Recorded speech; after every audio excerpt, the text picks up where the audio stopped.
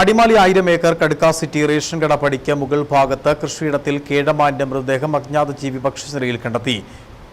തലയടക്കമുള്ള ശരീരഭാഗങ്ങൾ ഭക്ഷ്യനിലയിലാണ്. Panamkutty deputy forest range പരിധിയിൽ വരുന്ന പ്രദേശമാണിവിടം.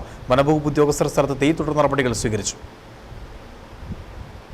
പ്രദേശവാസിയായ കൊട്ടാരത്തിൽ രാജന്റെ കൃഷിയിടത്തിലാണ് അജ്ഞാത ജീവി ഭക്ഷിച്ച നിലയിൽ കേഴമാനിന്റെ മൃതദേഹം കിടന്നിരുന്നത്.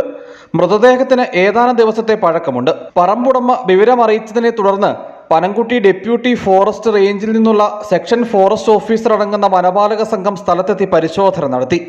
കേഴമാനിന്റെ തലയടക്കമുള്ള ശരീരഭാഗങ്ങൾ ഭക്ഷിച്ച നിലയിലാണ്. പ്രദേശത്ത് 3.5 ഇഞ്ച് വ്യാസമുള്ള അജ്ഞാത ജീവിയുടെ കാൽപ്പാടും കണ്ടെത്തി. വനംവകുപ്പ് ഉദ്യോഗസ്ഥർ സംഭവത്തിൽ തുടർ നടപടി സ്വീകരിച്ചു.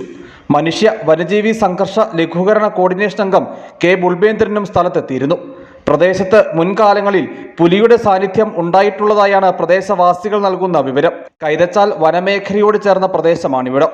News bureau, Adimali.